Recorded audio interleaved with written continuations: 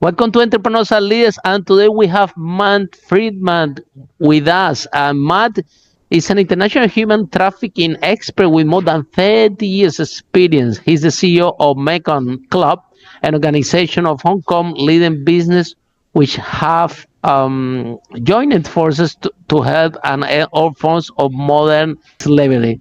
So Freeman previously worked for USAID and the United Nations in over 40 countries. Mr. Freeman offers technical advice to numerous governments, banks, and corporations working to eliminate all forms of modern slavery, and is the author of 15 books. In 2017, Mr. Freeman won Asia's prestigious Communication of the Year Gold Award. So, Matt, tell us, what are the five key things that CEOs and company owners need to be looking at in order to do a 360 view and make sure that they are in compliance with the supply chain and money laundering and everything when it comes to human trafficking? Welcome to Entrepreneurs Are Leaders podcast with Harry Sardinas. Interviews with world's most influential entrepreneurs that share tips about how to grow your business exponentially. Charismatic speaking, leadership, branding, marketing strategies designed to help you monetize your knowledge, find true happiness, and manifest your goals and dreams. Well, the first thing is that they have to have general awareness of this. I have presented to many corporations. Many of the senior leaderships don't understand this concept of modern slavery. When they think about slavery, they think about something that happened a long time ago. We're talking about a form of slavery that has the word modern next to it. And it's basically human trafficking. There's 50 million people in modern slavery. And out of that, about 75% of it is associated with forced labor, and about 60% of that is associated with supply chains. So they need to understand this. The second thing is that they have to have policies and procedures that indicate that there's a zero tolerance to this particular topic, and those policies have to be cascaded down into their supply chains to ensure that all of their suppliers and suppliers have this. They have to have training that ensures that their staff and the technical people that are overseeing this understand it, but their suppliers need to understand this as well. And so whatever training is provided to the suppliers has to be in the language that the suppliers can basically benefit from. If it's in a language that's a second language or the third language, it doesn't really work. Then they have to have auditing that is robust, that really goes into the supply chains, not just at tier 1, but in tier 2 and 3 of their supply chains. If you're a large company, they have what's called transparency legislation. That legislation basically says that you as a large company have to do an annual report talking about how you address this issue of modern slavery, and you have to go all the way down to the lowest level of your supply chains, and you have to indicate that you don't have any kind of issues and problems. Lastly is remediation. If you find issues, you have to solve it.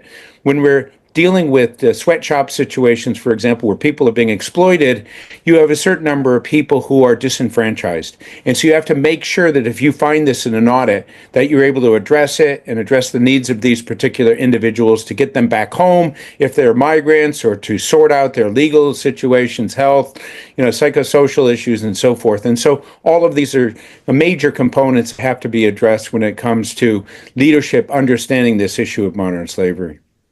Building a brand, that is what we give you the value of your company. And it seems, Matt, that there is a disconnection between those the companies, big companies that you go and speak about this topic, and they are like, well, what does have to do with me? And then they find out in the news that somehow the supply chain is involved in exploitation of human slavery, and now the brand get damaged, therefore the company value drops, and now everybody want to learn about this matter. Yeah, now everyone start running. Yeah, because I think the large corporation and entrepreneurs, we need until we don't until we don't lose money, people don't start to take things seriously, right? So let's stretch few points for all the entrepreneurs listening this broadcast today, that the main thing in your business is your brand, right? You have, this is what you sell. This you don't sell the business with you sell that brand. and what that Exactly. brands represent. Now Yes. imagine, and he said that it building a brand never ends. See, and you can spend a lot of time and a lot of years building a brand, but one small event can have a huge impact in your brand. Now, Yes. social responsibility is a new way, and this is a research, particularly, of course, Matt, you are the expert, and I want you to expand a little bit more on this. But this is what we find out in our research.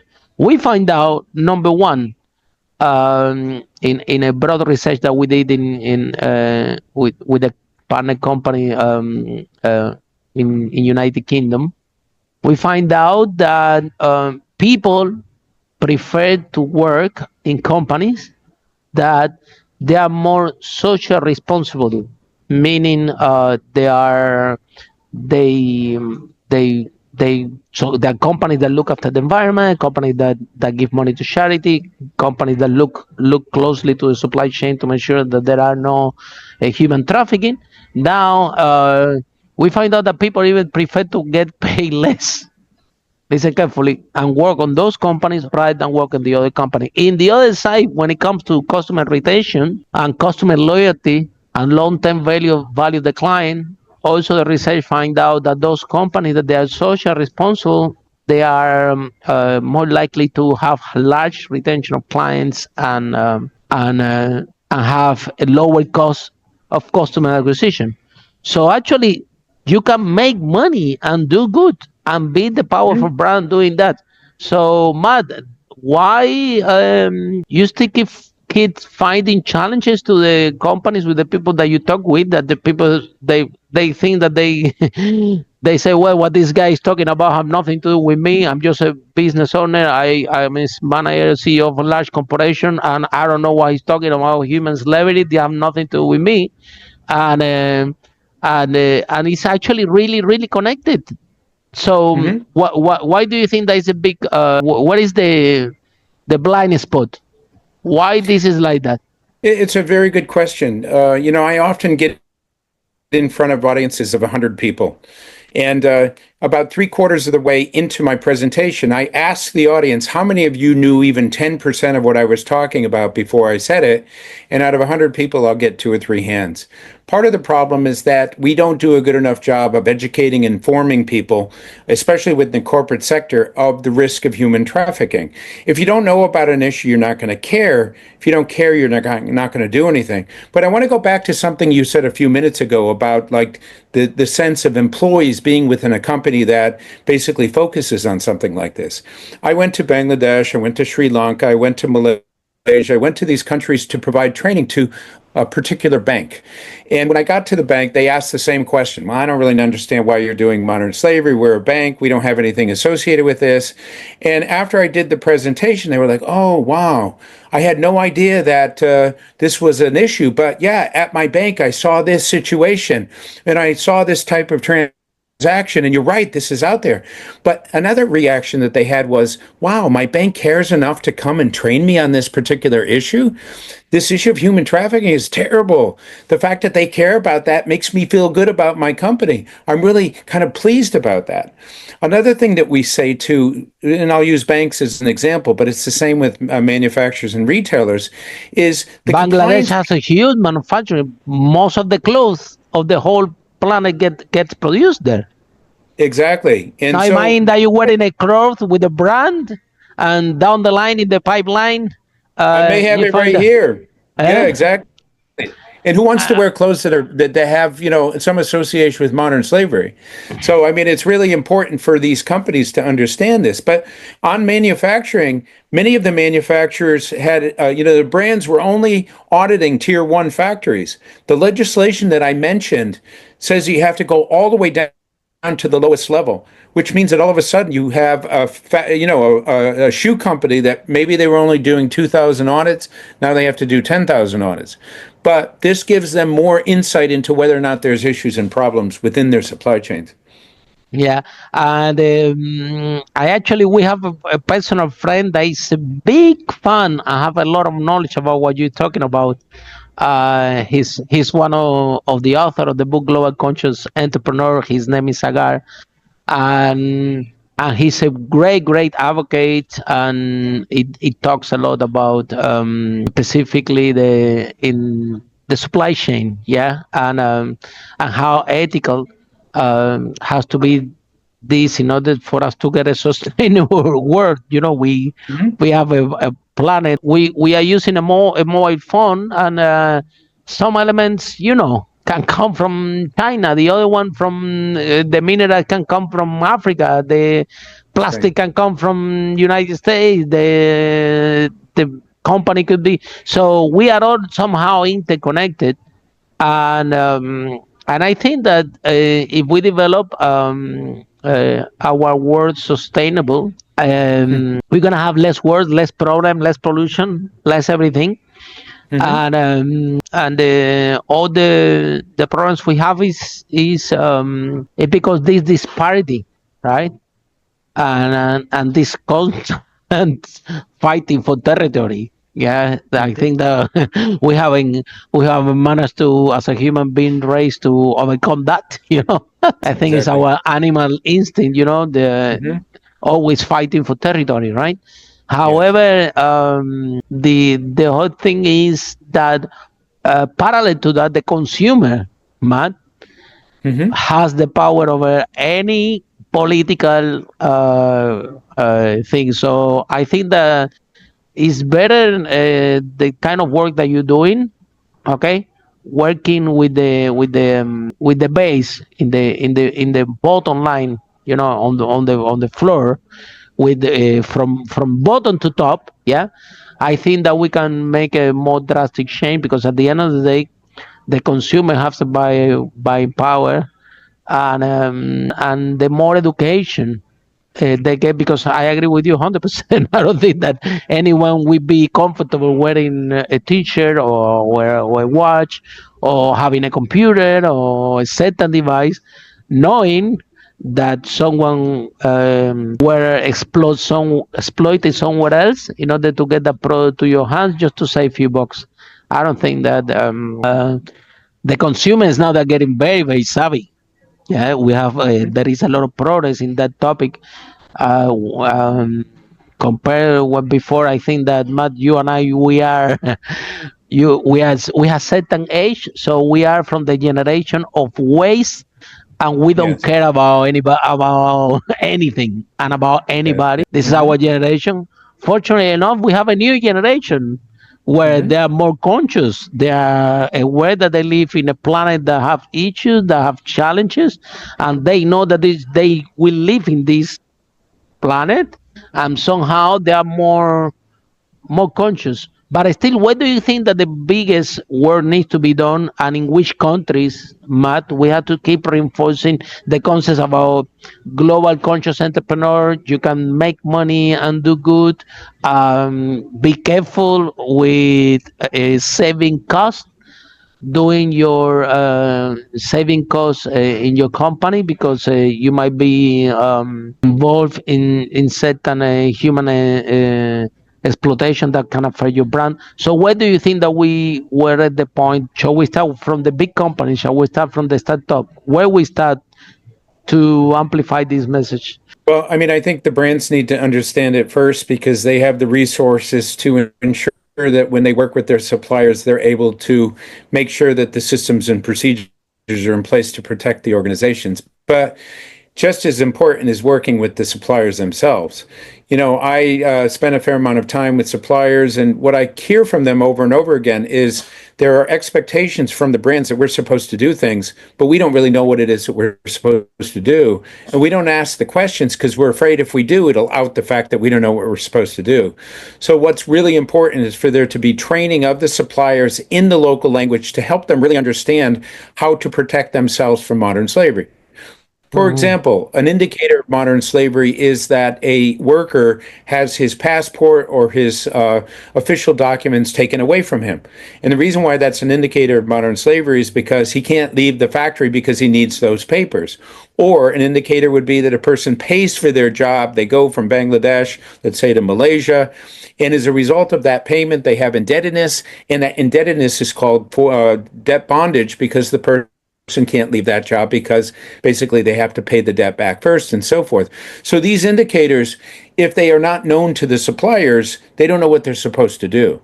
So the best way to protect supply chains is to ensure that the entire supply chain, all the way down to the lowest level, has all the information it needs, and for that to be articulated and presented to them in a way that they really understand it.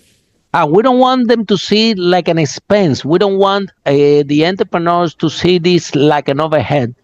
Use it to do good for your planet, but also use it for building your brand. Use it, like for example, how about, yeah, you might be thinking, oh my God, now I have to do this audit and check if all my workers in Bangladesh have, I don't know, ID and passport, and they're eligible to work and everything, and that's gonna cost me money. Well, Yeah. what if you think that, well, you do this audit that you have to do it anyway because you're building your brand, and after that, well, you do a press release saying that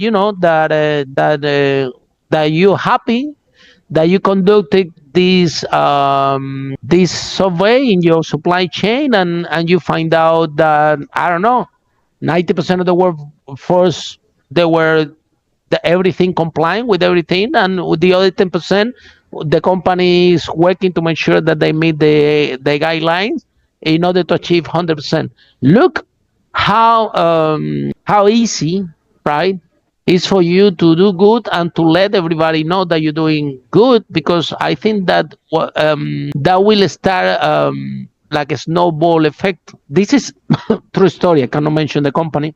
One of my friends, she's a head of sustainability of a big company in the accessories, right? So they do micro appliance, they do microwave, they do washing machines, they do, you name it. It's one of the biggest companies in the world that do that, right? And her job is this one. She's the sustainability boss of that, right? The manager of this company. And she told me that they changed the environment, the packaging of the appliance that they were going, the microwave, the washing machine, and everything, to make it more sustainable, right? To make it more environmentally friendly. And she told me, Harry, guess what? We didn't have any feedback from the clients that the clients was telling us, oh, you're doing amazing. Totally opposite. The client were expecting them to do that. Yes. The client were expecting them, that they were wondering what happened with these people, that they keep sending this applying with this type of packaging with. So the clients were happy, but they were expecting it. So now we're going to a mindset in the consumer point of view that people are expecting certain things. People are expecting that you don't have slavery in your supply chain. People are expecting that you receive your packaging with as less pollution and with sustainable products as possible. The consumer, this new generation, they're expecting all that, and probably some big companies out there, they are not aware of the reality, what is happening in the mind of the new consumer that we have now, and how this it's a lot of legacy also, Matt. Yeah, what's your point of view in legacy? When you arrive to this company, and it's system in place, procedures in place, all ways of doing things, and now you come in talking about this, and have you find any resistance? Do you find that some structures of the companies are so rigid that because of the legacy, and this is a topic that is too new, too fresh? I don't even understand how this affect me, and still we had to I think that if you to work on that, I think that if you go to a tech top with young people and you're talking about this topic, everybody understands 100% what you're talking about. But I think that the old school, tell us what in your experience, what you find out with the old big company, with the legacy. How's your process? Do you find it resistant? How you become that challenge? Okay, well, I'll give you two examples. One example is I was asked to do a presentation to a family-run corporation. They were very large. I can't mention who they are, but they did a lot of manufacturing. And after I did the presentation, they said, well, with all due respect, we've been doing this for 35 years. We know all of our suppliers and we have a good relationship. They're part of our family and we don't really feel like we have to be concerned about this. Well, 2 weeks later, I got a call from them. They said, well, we just found out that in Bangladesh, there's a real problem. We've been identified as having modern slavery. Can you come in and help us? So our organization, two organizations, another public relation and legal group, we went down there, we tried to sort it out, and it was too late. They lost everything because they didn't recognize the impact of the expectation, like you say, that people expect that if they're going to get clothes, that those clothes are not made with slave labor. What we typically see more often, though, are organizations that understand the expectation that you were saying, that consumers want clothes that are protected and so forth. And so they want to do the right thing. And so they come to us and they basically say, we don't know much about this topic. Can you give us a general sense of what we need to know? So the first thing we do is a baseline assessment. We identify what they're doing and not doing. In most companies on this assessment, out of 100, get about 50 because they don't realize that they have to sensitize their C-suite and the board. They have to have codes of conduct. They have to have risk assessments. They have to provide training. You need to have someone in your board that look after this. The large company need to have in the C-suite someone that is responsible to look after this. I don't think that even I'm telling you about about my friend that Yes. they create this position for her because this position didn't existed in this appliance company. And I'm telling you about big company, big company, and this position didn't even exist. It was created for her actually. Yes. What you often see now is there will be either an individual or, depending upon the size of the company, or a team. What we see, for example, in the banks is about 6 or 7 people that come together from procurement, from marketing, from sales, from legal, from compliance, from whatever it is, and they basically talk about this. They analyze what the legislation says, and then they basically ensure that they're in compliance. Because as you said earlier in this talk, that reputation is everything. There was a particular bank that had 100 years of a stellar reputation of serving the people, and all of a sudden, transactions related to online sexual exploitation of children took place, and they were accused of modern slavery. Take that name and put it next to this, and you can, in one swoop, basically create a situation where their brand reputation is in the hole. And, they lost 1.3 billion Australian dollars from fines. This had an impact on the leadership and some board members left and so forth. You don't want to be on the receiving end of being in the front of some type of a media newspaper or a BBC expose that says your company is doing bad things, because it doesn't happen to a lot of companies, but if it's your companies, it's going to be devastating for you. And you're going to lose a lot of market share and a lot of ground. There was one company in the UK that lost 2 billion sterling pounds of market share in 2 weeks because they were accused of modern slavery. Wow. You see? So then the next question, Matt, is who's helping you? Who's helping you and why do you decided to do this? Why you decided to? I mean, you share with me. Tell us your story. Yeah, how you end up doing this in the first place? Well, I mean, actually, my story starts with sex trafficking, and I'll start with that, and then describe how I got to where I am now. So, about 35 years ago, I was living and working in Nepal as a public health officer. My job was to translate resources into healthier people. We were finding girls 12, 13 years old who were HIV positive. Couldn't understand what was going on. This is a conservative culture. So we went to the shelters where these victims were, and we heard the same story over and over again. And it went something like this. A human trafficker, a guy around 20 years old, would go into a village, flash a bunch of money around, and say, I'm looking for a wife. I don't want an urban wife. I want a village wife. Find a girl, befriend her, go to the family, actually marry her. After he gets married, he says to the family, I'm going to take your daughter to the capital, Kathmandu, but don't worry, I'll be back in 3 months. Instead, he takes her to Mumbai, India, to the red light district where the brothels are. When he gets there, he puts her in a room and he says, honey, stay here, I'll be right back. As she was coming in, she saw these people milling around with funny clothes. She said, no, no, no, no, don't leave me. He says it's okay. I'll be right back. He goes to the madam who runs the brothel, gets the $500 for having sold her to the brothel. He has the gold from the wedding, and he hands the wedding pictures over to her. He then leaves to go to Nepal to do this again and again, maybe 40, 50 times in the year. The madam then Wow. goes into the room where the girl is and says, guess what? Your husband just sold you to me, and you're going to be with 20 guys a day every day because I say so. You can imagine this girl's shocked. No, no, no, my husband Wow. loves me. Uh, Wow. then when the woman says, no, no, you're sold, she says, okay, well, I'm a good Hindu girl. I'll kill myself before I do that. The madam then brings out the photograph of the family and says, is this your mom, your dad, your brother? If you hurt yourself, we'll hurt them. So she's trapped in this situation. Sort of to make her into a prostitute, you just shame her. You bring in a couple of guys and they use her over and over and over until she just lays back and accepts what happens to her. And then she's with 20 guys a day, every day for, 2 or 3 years before she eventually gets kind of burnt out physically, emotionally, spiritually. Nobody wants her, so they throw her out on the street. So I was hearing this story over and over again. Wow. But I didn't understand the evil of it until I went to those brothels. I was invited by the Indian government to do public health checks. I had a police officer with me. Went into one of the brothels. It was an 11-year-old trafficking victim. This girl saw this Caucasian guy, literally ran up, wrapped herself around me and said, save me, save me. They're doing terrible things to me.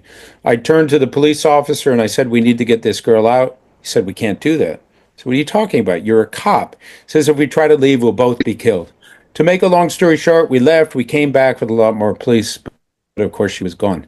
Now I tell this story because I wasn't one of those 15-year-olds that said when I grow up I want to become an activist. But every once in a while, Harry, in life, we have a test. That was my test. I should have Absolutely. helped her. I didn't. After that, I couldn't eat. I couldn't sleep. And, 35 years later, here I am doing this particular work. So I did that for 17 years with USAID. I was posted in Nepal. I was posted in Bangladesh. I was posted in Thailand. Then I switched over to the United Nations and ran one of the largest counter-trafficking programs in the world, had offices in China, Vietnam, Laos, Cambodia, Thailand, and Myanmar. The reason why I left all of that is the development world is slow, but the private sector is fast. And I knew that there was this relationship between modern slavery and the private sector. And I knew that if the private sector knew that they had issues, they would fix it. So I set up the Mekong Club in Hong Kong to work with the private sector in a positive, supportive way. We have an association that includes the largest banks, manufacturers, retailers, the hospitality sector. And we basically do this baseline and figure out what they're doing and not doing. And then based on that, we do training, consultations, remediation. We develop tools, we give it to them. But the idea is to help empower the private sector to be the best that they can be, to be that organization that you were talking about that can make profits, but at the same time do right by the world. And that's basically the vision that we have. In addition, we try to work with smaller companies, private equity companies, SMEs, and help them to also understand, because I was in Bangladesh and I was presenting to some SMEs, and this group of young women who set up an organic restaurant came to me and said, I want to tell you a story. I said, go ahead. And they said, well, we were approached by a bank to cater one of their events, and we negotiated and everything was fine, but as the last part of this process, the bank said, well, what's your policy related to human trafficking? How do you train your staff? What kind of remediation do you have, and so forth? And these girls said, well, I don't know what you're talking about. We don't know anything about that. And they didn't get the order because with ESG, big companies are asking suppliers and sub-suppliers about what their policies and procedures are. And most of these companies don't know anything about this. So what we're trying to do is to reach out to these organizations, get them what they need, and then use it as a basis of ensuring that the ESG-ness is covered as part of this process. Yeah. Wow. What a story. Really, really powerful. Matt, in the countries that are biggest manufacturing countries, I'm aware that Bangladesh is one of them in terms of clothes. China, obviously, they are producing. They have large manufacturing facility, Sri Lanka. So which countries, India, so which countries have larger manufacturing capacity, and in which tell us which are the biggest countries that have larger manufacturing capacity, and out of those countries, which ones are facing more issues with this topic in terms of modern slavery? In your Well, experience, in your experience. in my experience, the companies that have been doing manufacture for a long time have worked out a lot of these issues. For example, China, Vietnam, Thailand, Malaysia, Philippines, maybe. Bangladesh, India. Many of those countries have been audited repeatedly so many times that you see an increase. But sometimes the brands are looking for cheaper manufacturing, and so they go to Ethiopia, or they go to Myanmar, or they go to other countries that don't have these systems and procedures in place, and they have to start all And over. now where the problem starts. I get it. I understand. Yeah. And so it's really important you may pay a little bit more to have companies meet that standard, but it basically immunizes you. It protects you because the locations are actually doing quite well. My first time I was in Bangladesh was in 1987. And during that time, when you look at factories, they didn't have any systems and procedures in place, and they really were doing all kinds of things to exploit the people. The last time I was there was about 2 years ago, and you just see an amazing transformation that takes place as a Wow. result. I'm glad to hear. Yeah, Glad to hear because but you have to understand that it's not so much the tier one factories that you have to be concerned about. Tier It's two. tier 2 and 3, and nobody's really looked at those for a long time. absolutely, absolutely. Who's doing So this? it's really Yeah. important to look at that. But Harry, one other thing I want to say is that people say which companies, for example, should you not buy from? Which are the bad ones? It's no way. There's no way anybody can answer that question, because even if a company gets into trouble, it doesn't mean that all the other companies. So people No, the whole say, point well, is that I wanna, everybody embrace it and work on this. pardon? The whole point, we want to give a chance to all companies to work deeply on this. Yeah. Yeah, and so what we say is, don't use a boycott of a company, use a BICOT. A lot of people don't know what a BICOT is. A boycott says don't buy from a company because they're bad. But we don't know which companies are bad. A BICOT says buy from this company because they're promoting the fact that they are actively addressing this. They're putting systems, they're showing their ESG. They're saying we're a responsible company. So that you can identify just by looking at a website which company has that type of spirit. And which companies are doing it for real? Like, for example, this point that you enhance is really, really important, tier 2 and tier 3, because there are some companies that they are doing this just to fill the paper and to look good into the public and to say, look, I'm doing my social responsibility thing, I'm okay. So the companies that they are doing this just to look good in front of the client, but they don't really believe it or have intrinsic in the core values. And there are other companies that actively are have this into the culture, into the core value, and they are. I mean, if you check, it's not almost impossible, but it's a big job to have the A3, especially in a big company, A360, because you have to look at the tier 2 and tier 3. Like you said, it's not about the clothes. It's who does the zippers, who do the buttons, even how these buttons or how this zipper it moves. And if the transport is polluting, and so it's a really large chain, right? That includes, it's also what kind of food is serviced in these facilities. Is it sustainable? X one is empowering the local farmers, or you getting food from another source that doesn't hurt the planet. So the whole thing is a really, really complex and requires a lot of work. However, if you are in a position that you're actively looking, because this is so extensive for a large company that they can be addressing and looking at an issue every month, they can do a progress in something. And at the end of the day, I know for a fact that is gonna pay back big time.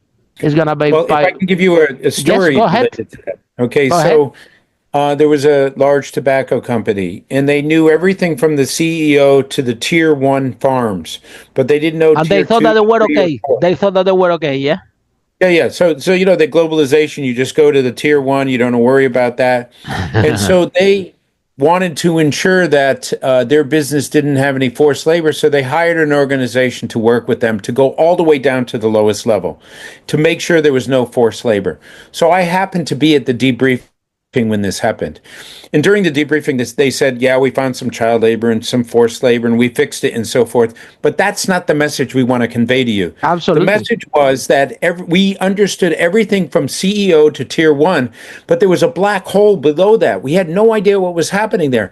Now we understand everything from tier two, three, and four, and we understand our entire business. We can see cost benefits, we can see efficiency, we can help with the environmental side. Why didn't we do this before?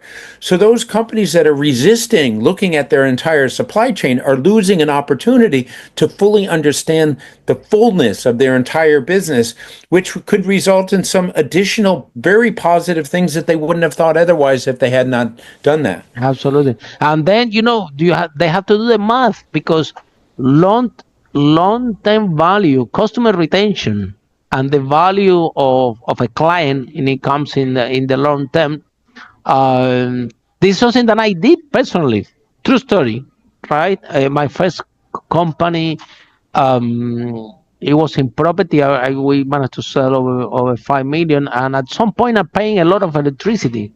The bills of there were so many houses, and and my bills of electricity were going, and I decided that I'm gonna change all the light bulbs for all the properties to energy saving, and it was a huge commitment. We're talking about probably more than a container of Sure. light bulbs. So Yes. we're talking about, it was a large amount. And yeah, and I have enough. It has enough long. You won't believe what happened. They saving were unbelievable.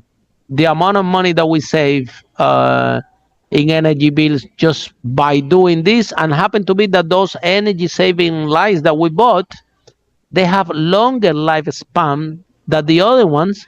So in the end of the day, they were more expensive, but they were more expensive. Number one, they last longer, way longer. On the other hand, they consume way less, and they give you the same amount of light. So with the use of technology, Matt, at the moment, and with people with a normal common sense about business viability and about understanding the whole process, that okay, yeah, you make money when you produce cheaper, but another way when you make a lot of money is if you keep your client longer.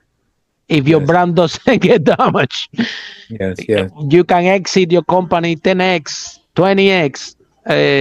Depends what the brand represents and the value of the culture that you created, and it makes financial sense, and it's also is good for the planet. This concept didn't exist when we were young. Like you said, in the 80s, you were going to Bangladesh or China, and oh my God, Yeah. we don't know what was going on there. But the consumer, I say it again, they have become really savvy, That's right. and the new generations are helping out. I mean, they all have their own challenges because were born with a computer, with a phone in their hands, and it's like a tech generation.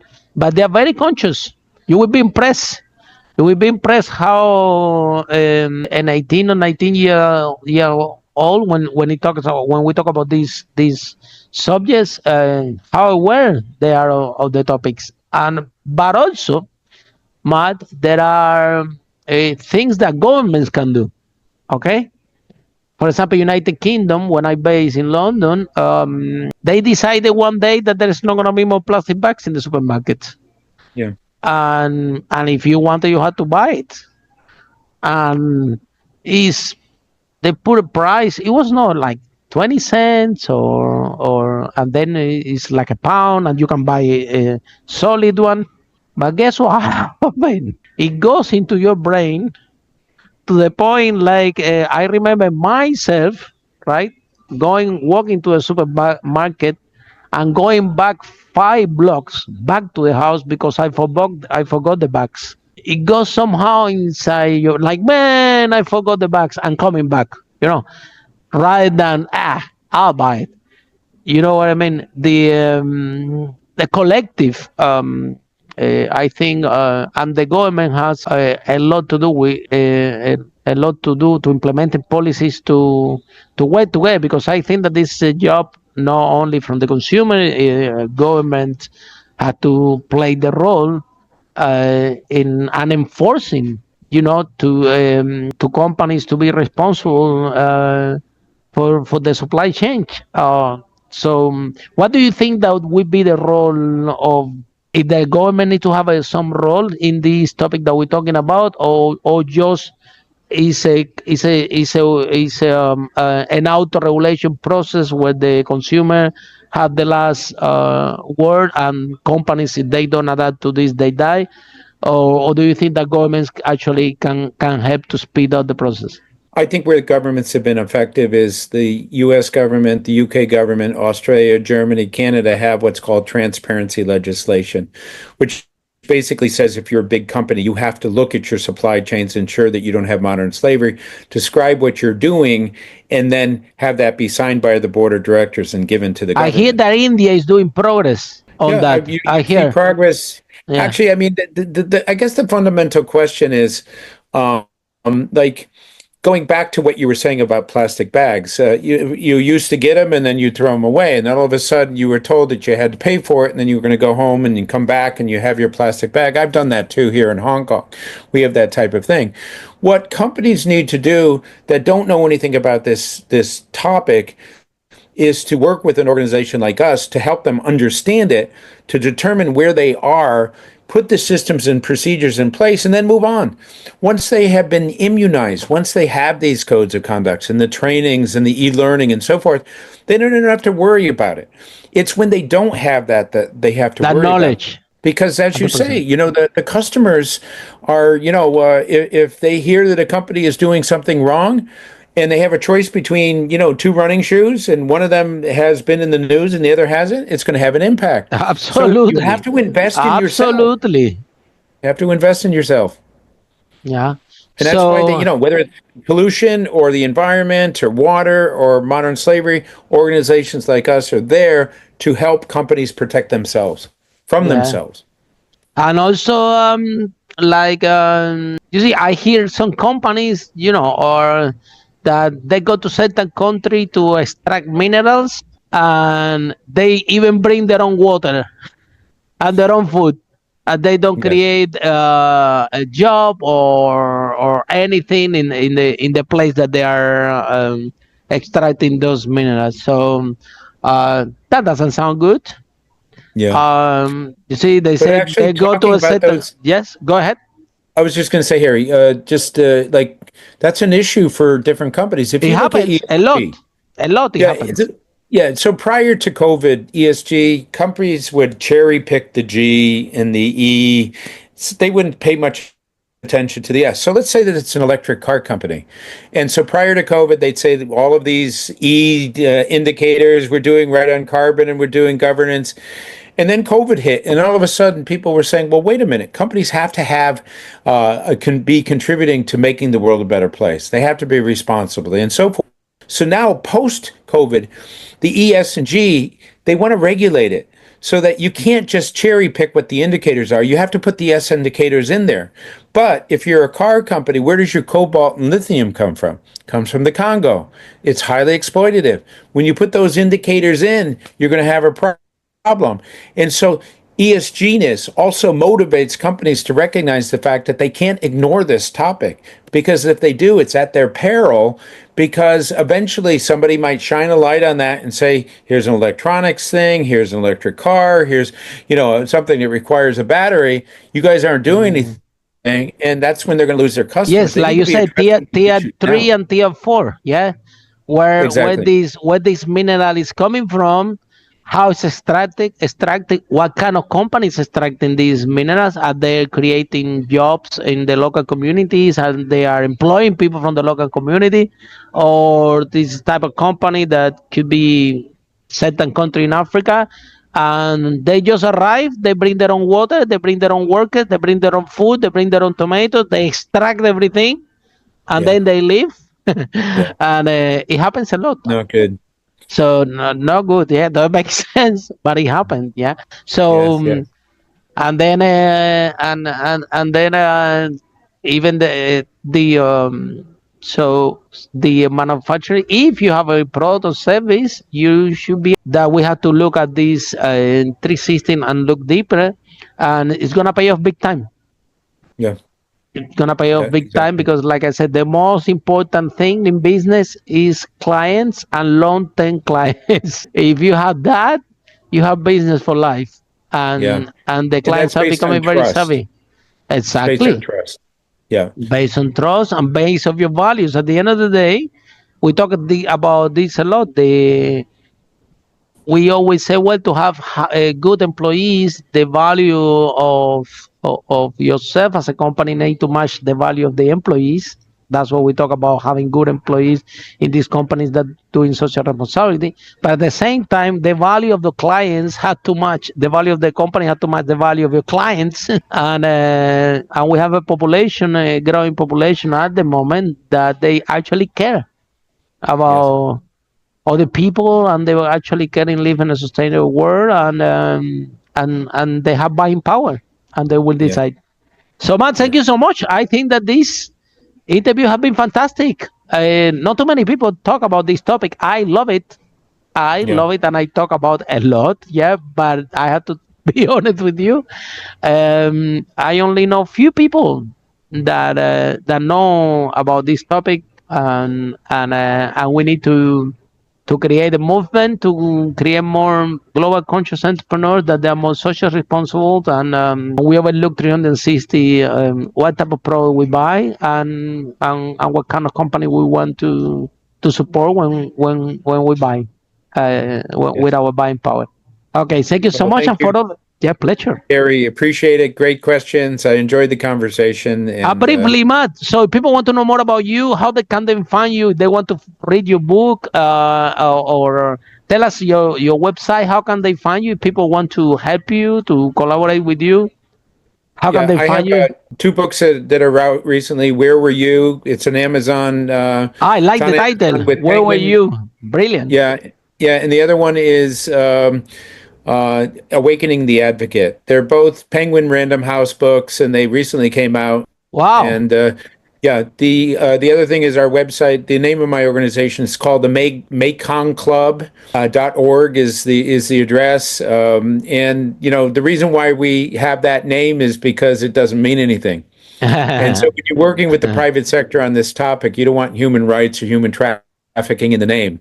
It'll scare the private sector away. The name Absolutely. basically is the Mekong region and in Southeast Asia, and clubs seemed like it was gentle, and so we just work with clubs, with our clients. We give them everything that they need. We ensure that they're protected, and we help them to understand.